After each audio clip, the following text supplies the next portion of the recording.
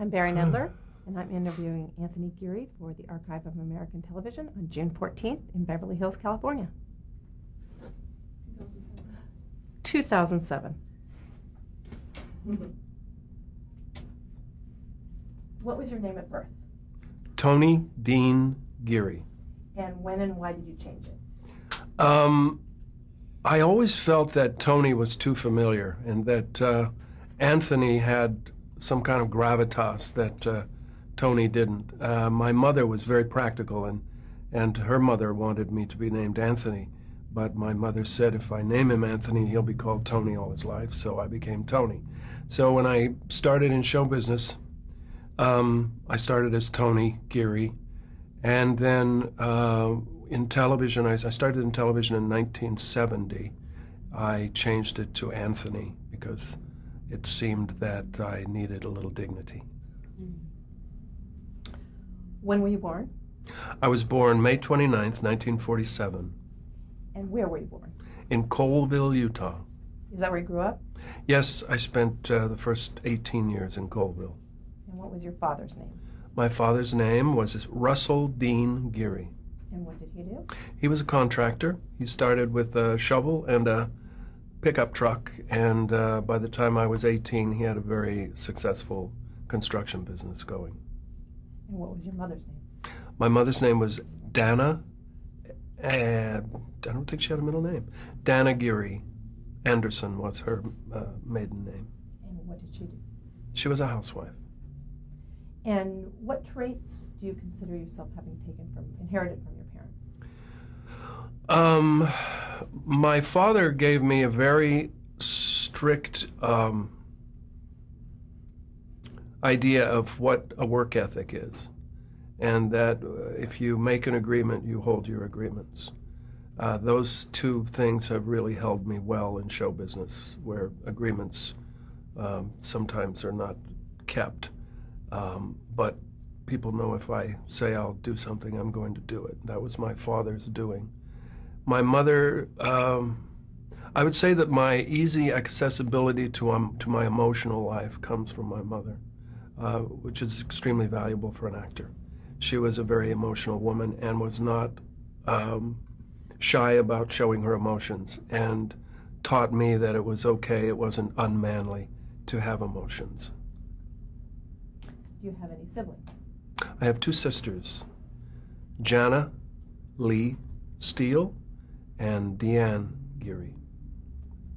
What were your hobbies growing up? Movies were my hobbies. My hobbies were movies, movie stars, writers, directors. I remember keeping a notebook from the time I was in grade school until I was graduated high school, in which I logged every movie that I saw, who was in it, who directed it, sometimes who wrote it, and I gave it stars, good, fair, bad, excellent.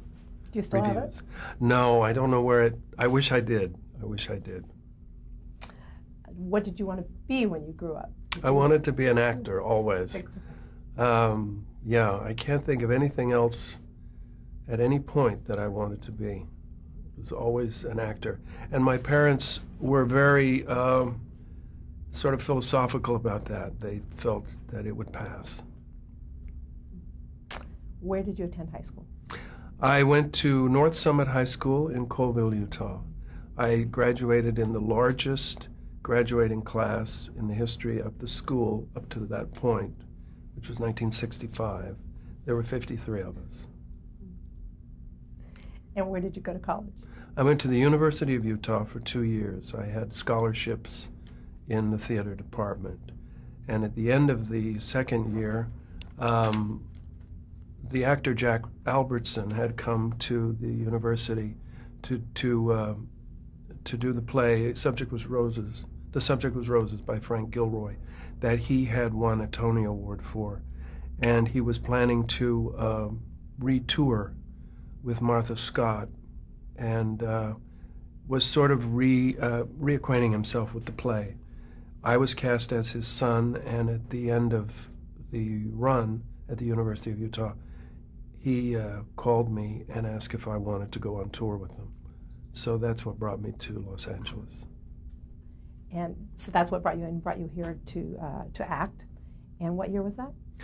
That was in 1968, I believe. Mm-hmm. And did you start acting right away, or did you do other jobs in order to make ends meet? I had already gotten my equity card because there was a theater in the Round in Salt Lake City that did musicals, and so I auditioned and spent my first summer after my first year in college at the Valley Music Hall, it was called, and I did 10 musicals in 10 weeks. So I made some connections there with some choreographers and musical directors who later, when I moved to Los Angeles, hired me, and I did a lot of musicals in my early years, about 50 or 60 musicals. Fantastic. And what was then your television debut? My television debut was on a soap opera for CBS called Young and the Restless. Okay. And I believe that was the first television I did.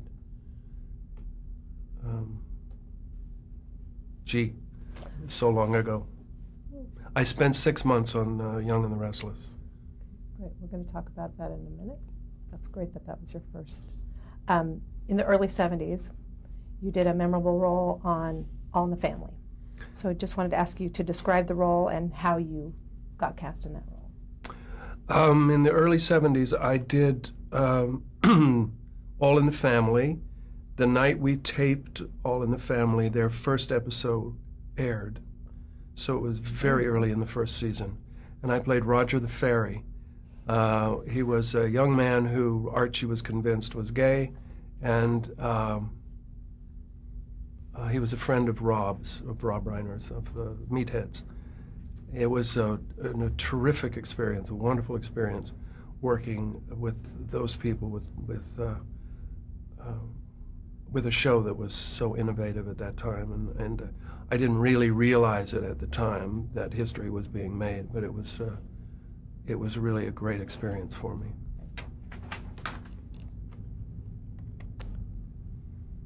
Can you describe the feeling on the set the night that it aired or premiered? I mean, was there anticipation for All in the Family's premiere? Yes, the night we taped All in the Family was their first episode airing. Everyone was very nervous, very excited. They didn't really know how the public was going to react to the show. Norman Lear was there, and you know, I was so young and kind of green. I was so green and young about it that I didn't really realize much. I wasn't aware of much beyond myself, except that the actors were all very nice to me, and Mr. Lear was extraordinary. And what was the response like to the episode that you were in? The response was very good to my episode. You know, it was in the first season, and it was I believe, the first time, certainly comedy television tackled homosexuality in any way, and they were thrilled with it, and I was too. I thought it was just a great experience. We're going to talk about the early soap roles for you. From 1971 to 72, you played David Lockhart on the CBS soap Bright Promise. Can you talk about your audition for that show and for that role? You know, I think David Lockhart may have been my first role in television. Young and the Restless came later, so I was wrong there. Let's see. I don't really remember the audition, but my biggest memory of that show was meeting several people who would be important to me later on. One, of course, was Gloria Monty, who was directing the show at the time I came onto it, who was really my guardian angel in television and started everything for me. Another was Susan Brown, who played my foster mother, and she later was in General Hospital as well. Dabney Coleman was in that show at the time, and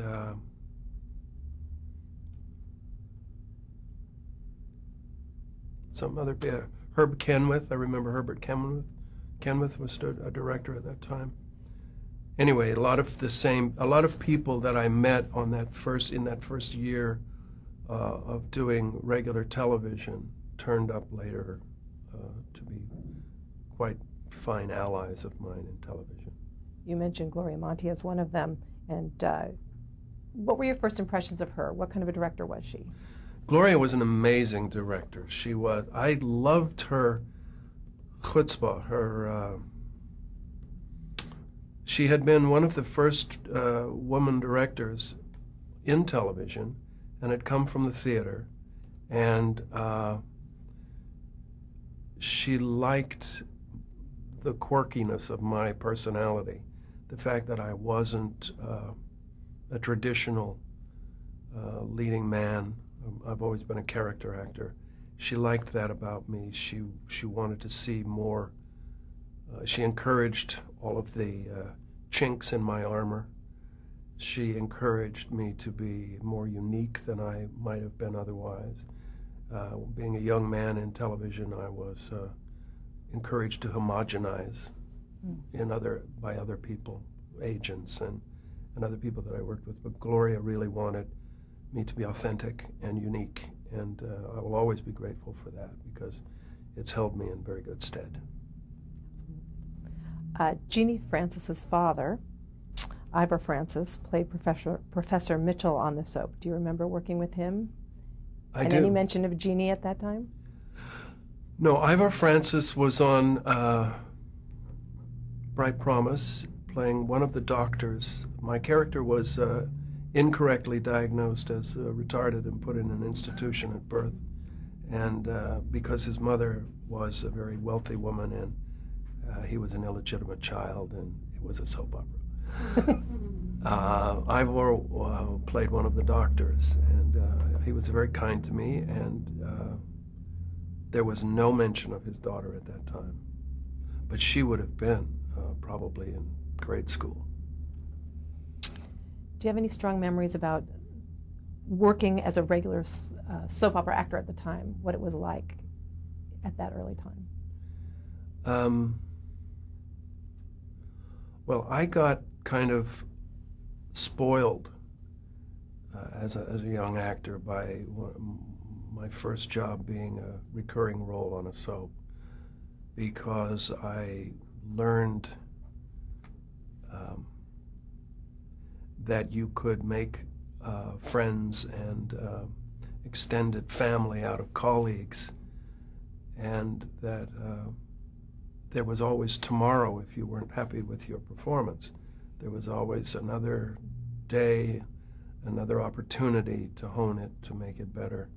And in soap, particularly in those days, you would literally do the same scene over and over and over. So I had plenty of opportunity to watch myself and eliminate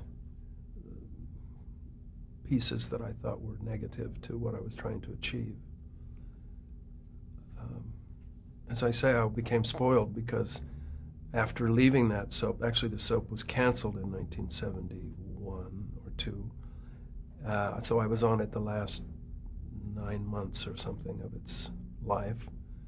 Then I went back to being a regular, real actor and found out that it was a lot harder than I had anticipated. Right.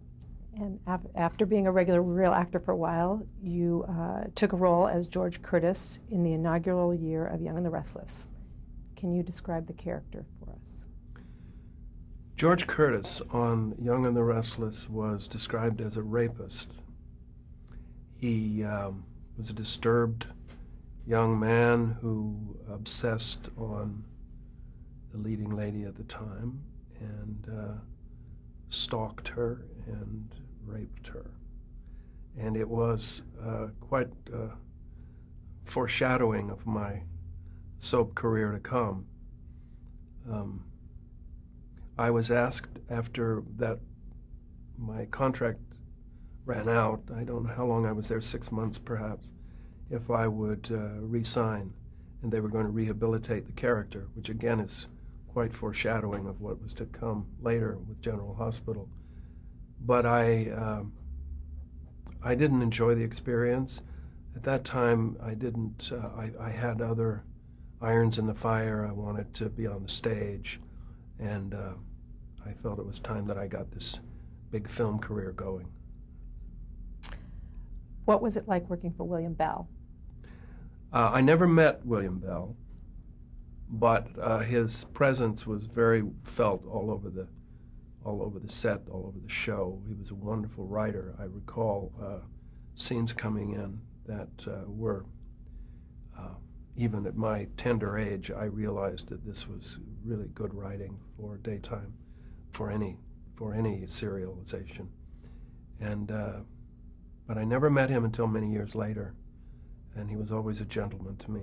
And you know, soap opera is a unique beast in that if you have a producer-writer combination, that's really where the power is.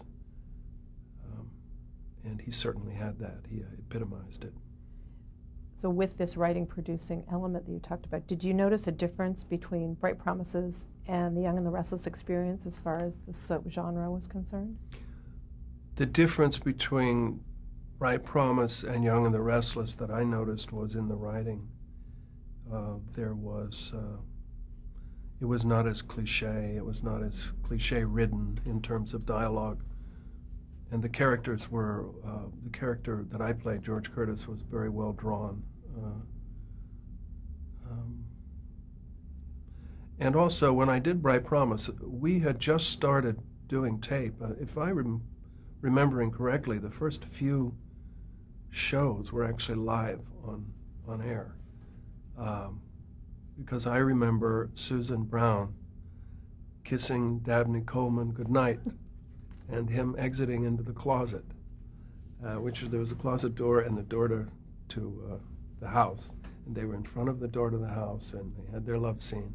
And he turned gallantly and exited into the closet. And she just took it in and sort of looked wistfully up into the sky as though, oh, what a romantic soul he is. And that's one of my fondest memories in daytime, was watching her handle that exit. But that was in the days when you started and you ended and you took 2-minute breaks for them to insert commercials. And it was very unique and very exciting, much more like the stage, of course. Absolutely. After this, you did a lot of guest starring roles on other 70s shows, such as Room 222, The Streets of San Francisco, The Mod Squad, Marcus Welby, MD, The Partridge Family, Starsky and Hutch, Barnaby Jones, and The $6 Million Man. Do any of those shows stand out for you? Well, I was very fortunate to work for Quinn Martin Productions. I became sort of one of their in-house, kind of like a repertory company that they had. So if you did one show and they liked you, you often did the others. So Barnaby Jones, Streets of San Francisco, several of the others were Quinn Martin shows. And I always enjoyed doing Streets of San Francisco. I think I did 4 or 5 of them. I loved doing them, primarily because I got to go to San Francisco. They were all done up there. And I always had interesting roles. One in particular that I'm very fond of is I played a heroin addict at one point, and I was working with Strasberg here in Los Angeles, and I didn't bathe, or I would leave the makeup on at night. I would, I think for the week that I was there, I just really got into, I didn't shoot heroin because I've gratefully never been interested in needles, but I did everything else. I smoked constantly. I really got into the method thing, and it paid off in that I was asked to leave the set 3 times by assistant directors who didn't realize that I was actually working there. Though that's my big memory of Streets of San Francisco. Talking about Strasberg, who else did you study with? What kind of approach do you have to acting in general? I studied with Lee Strasberg here in Los Angeles for maybe 5 years when he would come during the summers. I studied with several of his people that worked with him. And my other biggest influence would have been story theater. I worked in story theater with Richard Shaw, and I learned so much there that is invaluable to me as an actor. Story theater, there are no props or sets. Everything is created in the mind, and improvisation is a big part of it. And so between the Strasberg's method and story theater, I kind of fold those together, and that's my approach.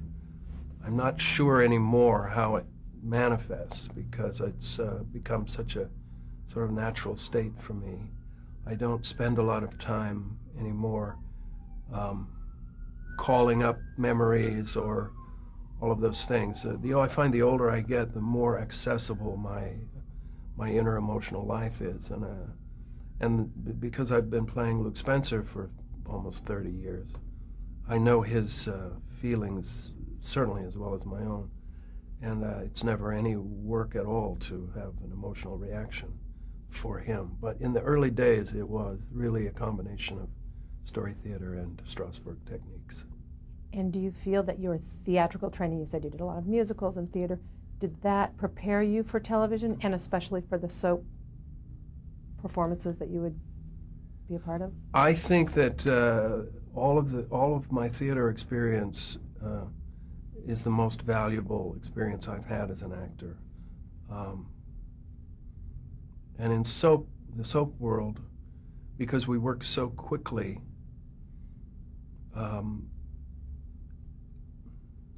there's something about the pace at which we work that I relate to the stage, and I'm not sure what it is, except that it's kind of like I go in, I make it a point not to, unless I have an actor who wants to work with me before we work, I try never to go to the stage, to the theater, to the studio, before a half hour, because it's more like the theater that way. I go in, I get my makeup on, and I go directly to the set. I don't like to go to a studio and sit around and wait, and I've never been good on movie sets because I'm not a good waiter. I kind of gear myself for a time. I'll be performing in an hour, and if it goes beyond that, I kind of lose something. So that I have a kind of, I think I have a theater actor's soul, and daytime is, I think, closer to theater work certainly than film. I'm not sure how I would argue that if this were a debate, but I'll stand by it here in this setting. No debate here. Let's move on to General Hospital. From 1978 to 1984, you came to be cast, and what were your feelings about doing another soap opera? I was not excited about doing another soap. As I said, after Young and the Restless, I had other ambitions. But I had worked with Gloria Monty on ABC used to have these wide world mystery movies, they were called, and they were late night, 90-minute taped tapes, stories. And she hired me based on our work together on Bright Promise, to do one of those. And after that, we had a week's rehearsal, which was more like the theater, and then we taped it in 1 or 2 nights. 90 minutes. And I loved working with her so much. She really inspired me to, as I said, be authentic and to not be concerned about what I wasn't, but be more proud of what I was. And so when she called and asked me to come in and audition for a role in General Hospital, I wasn't all that excited about it. And in our first meeting, I said to her, I hate soap opera. And she said, honey, so do I, and we're going to change all that. And I liked her. I liked her approach. I liked her. She was brash and ballsy and amazing. So I auditioned for a role called Senator Mitch Williams, and my audition partner was the wonderful Jane Elliott, who plays Tracy Quartermain. And I fell in love with Jane the first moment I met her as an actress. I call her generation's Bette Davis. It's about the best description of her that I can make. We did a terrific scene together at audition.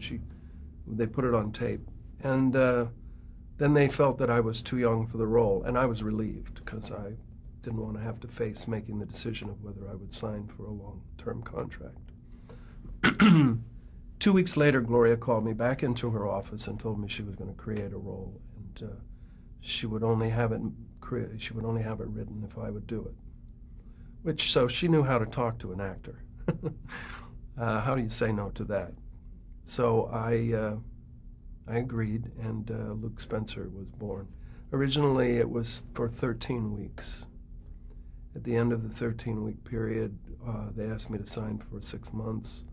I did that, and then it slowly grew from there into a 30-year career.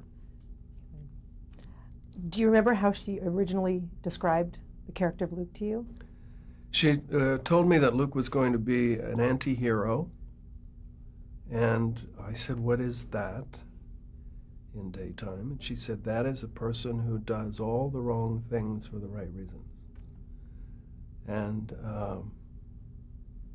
she told me that he was going to be a man of action, that I wouldn't be sitting around drinking coffee and talking about who was sleeping with whom, and that that she wanted this character to cause a lot of trouble for a lot of people. Again, she really knew how to talk to an actor. Douglas Marland, who was another daytime legend, was the head writer at the time and created that character, Gloria. What were your impressions of him, and did he discuss the character and storyline with you? Douglas Marland was an amazing writer, and I was really so blessed to have Gloria and Douglas together create the character that I still play. But I never spent a lot of time with Douglas. Gloria kept her writers and her actors separate. She liked to be the interlocutor. And I don't even think, I'm sure I met Douglas, but it was years before I actually had a conversation with him. And it was shortly after he left the show. So he really gave me the best of all possible daytime worlds. But I'm sorry to say I didn't really get to know him.